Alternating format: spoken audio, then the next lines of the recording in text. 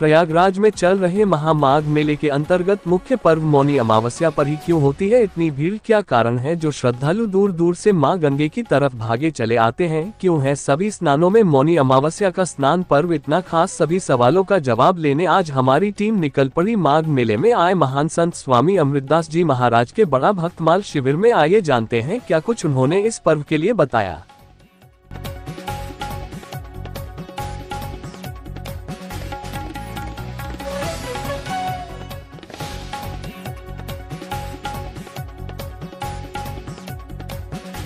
जय श्री राम, जय गंगा मैया, जय तीर्थराज प्रयाग। माघ मेला तीर्थराज प्रयाग में आए हुए समस्त कल्पवासी स्नानार्थियों को बहुत बहुत स्वागत, वंदन और अभिनंदन।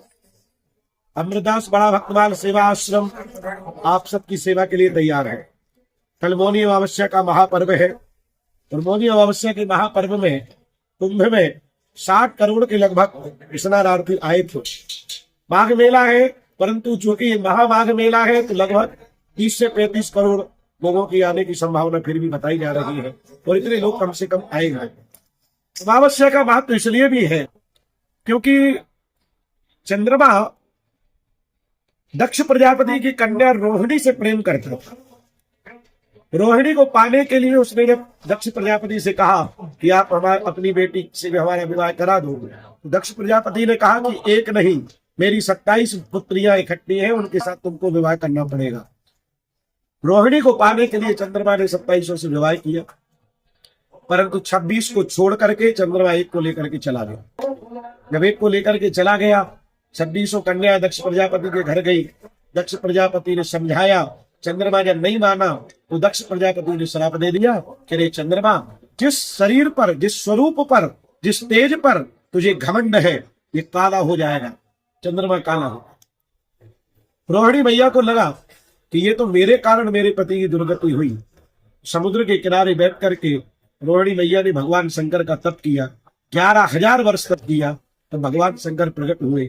भगवान शंकर ने कहा, रोहिणी मैं वरदान देता हूं, एक एक कला चंद्रमा रोज बढ़ेगा तो एक दिन पूर्णिमा आएगी, चंद्रमा पूरी कलाओं के साथ उदय हो जाएगा। एक एक दिन चंद्रमा घटेगा, एक दिन दक्ष की शराब पूरी तरीके से चंद्रमा पर हावी हो जाएगी, वो अमावस्या कहलाएगी। और अमावस्या की तिथि जो है, इसमें काली शक्तियां जागृत हो जाती है और उनको दबाने के लिए हमें पुण्य करने की आवश्यकता है। भोलेनाथ का अभिषेक, गंगा मैया का स्नान करने से जो एंटी एनर्जी जो होती है, तंत्र मंत्र यंत्र भूत प्रेत पिशाच के जो उपद्रव होते हैं, इनको शांत करने के लिए हम लोग सत्कर्म करते हैं, हम लोग पुण्य करते हैं। तो उन पुण्यों में गंगा स्नान, नर्मदा स्नान, यमुना स्नान अथवा किसी भी तीर्थ में जाकर के स्नान करने का विधान है। तो तीर्थराज प्रयाग में माघ के महीने में जो अमावस्या आती है, ये मौनी अमावस्या इसलिए है क्योंकि इसी अमावस्या के दिन भगवान शंकर में प्रकट होकर के माता रोहिणी को वरदान दिया था और अमावस्या के ठीक दूसरे दिन से चंद्रमा को लाभ मिलना शुरू हो गया। एक एक कला उसकी बढ़ना शुरू हो गई और अंत में पूर्णिमा की ओर चंद्रमा पहुंच गया। तो मौनी अमावस्या के दिन किया गया स्नान अनंत गुना फल देता है क्योंकि उस दिन सारी शक्तियां एक्टिव हो जाती हैं। गंगा स्नान, यमुना स्नान, नर्मदा स्नान करना चाहिए। तीर्थराज प्रयाग में चूंकि त्रिवेणी है तो तीनों का स्नान करने से अधिक पुण्य की प्राप्ति होती है, इसलिए मौनी अमावस्या का विधान है। स्नान करने जब जाओ तो नियम ये है, सो करके जैसे ही आप उठो, नित्य क्रियाओं से निवृत्त होकर के सीधे चल दो, किसी से बात नहीं, किसी से चित नहीं। जब तक स्नान ना हो जाए तब तक मौन धारण करके स्नान करना चाहिए। मौन धारण करके स्नान करने से इसके लाभ कई गुना बढ़ जाते हैं। मौन का अर्थ है बाहरी मौन, अंतर से भगवान का भजन। मौन का अर्थ है दुनिया भर के प्रपंच की बातों को छोड़ करके, और अगर आप भगवान का भजन कर रहे हो तो आप बोल भी सकते हो, उसमें कोई त्रुटि होने वाली। तो ये मौनी अमावस्या का महत्व है। महामाघ मेला इसलिए है क्योंकि आधे माघ में इस बार संक्रांति आई, लगभग आधा माघ हो गया।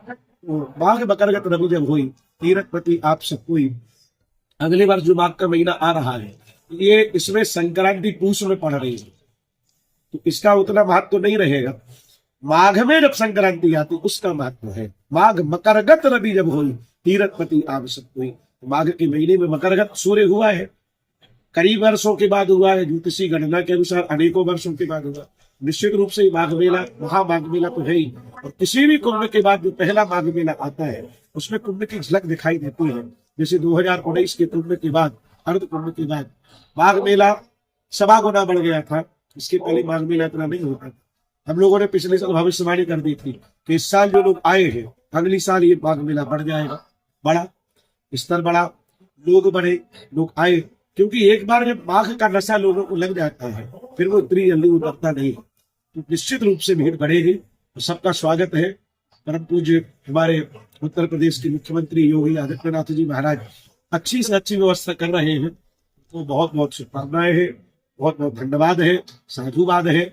आप स्वस्थ रहे, चिरंजीवी रहे और इसी प्रकार सनातन के कार्य करते रहे। इसी मंगल कामना के साथ मैं भगत अमृतदास पीठाधीश्वर महाकाली महाविद्या सिद्ध हनुमान पीठ बने आप सबको मौनी अमावस्या की अनंत शुभकामनाएं। जय श्री राम।